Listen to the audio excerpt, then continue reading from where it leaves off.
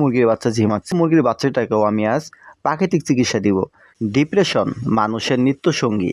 আপনার কাছে যদি কিছু পেটস থাকে, পোষা পাখি বা পোষা প্রাণী আছে, তাদের সাথে একটু সময় কাটান। মনে করেন আপনার বাসায় 2টা মুরগি আছে, তাদের হাতে তুলে খাবার খাওয়ান, একটু আদর করেন। দেখবেন তারা পরম মমতায় আপনার আদর সদর গ্রহণ করবে। আপনি মনের মধ্যে একটা প্রশান্তি অনুভব করবেন। আমি প্রায় আমার সকল হাঁস মুরগি গরু ছাগলের সাথে একান্তই সময় কাটাই।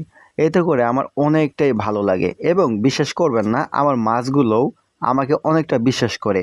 আমি খাবার দেওয়ার সময় তারা কিভাবে বুঝে, তারা কাছে এসে এই খাবারটা পারে না হাত থেকে খেয়ে নেয়। এরকম অবস্থা। এটা আসলেও অনেকটা ভালো লাগার একটা মুহূর্ত।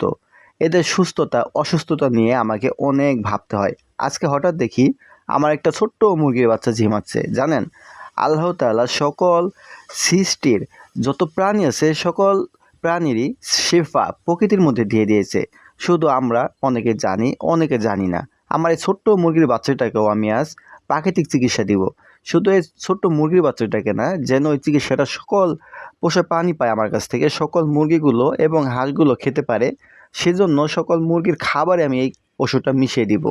একটা বিষয় কি জানেন, অ্যান্টিবায়োটিক যদি আমি দিয়ে থাকি তাহলে আমার যে সুস্থ মুরগিগুলো আছে তাদের উৎপাদনশীলতা বাধা পড়বে। তাই আমি প্রাকৃতিক অ্যান্টিবায়োটিক দিব। এই মুরগির বাচ্চাটাকে এখন সুস্থ করার জন্য আমার অ্যান্টিবায়োটিক দেওয়া খুবই প্রয়োজন। আমি প্রাকৃতিক অ্যান্টিবায়োটিক হিসেবে হলুদ গুঁড়া বেছে নেব। হলুদ গুঁড়া মুরগির শরীরে প্রাকৃতিক অ্যান্টিবায়োটিক হিসেবে ভালো কাজ করে এবং এটা কোনো পার্শ্ব প্রতিক্রিয়া নেই। আপনি চাইলে সুস্থ মুরগিকেও দিতে পারবেন, অসুস্থ মুরগিকেও দিতে পারবেন।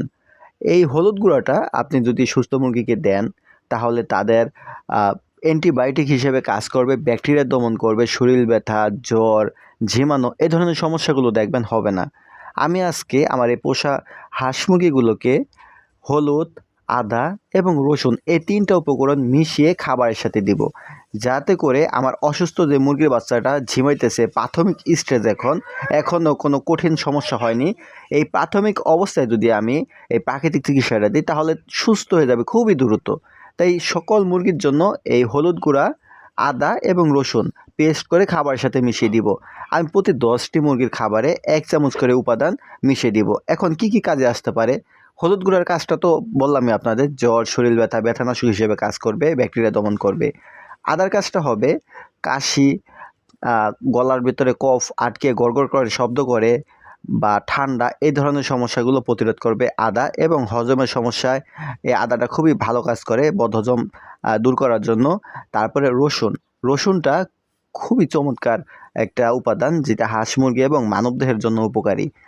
রসুন খাওয়ালে হাঁস মুরগির শরীর গরম থাকে, তারপরে ব্রিডিং ক্ষমতা বাড়ায়, প্রজনন ক্ষমতা বাড়ায়, ঠান্ডার জন্য, তারপরে কৃমি দমনের জন্য খুবই ভালো কাজ করে। এইটা প্রাকৃতিক অ্যান্টিবায়োটিক হিসেবে কাজ করে, প্রাকৃতিক ব্যাকটেরিয়া দমনকারী হিসেবে কাজ করে।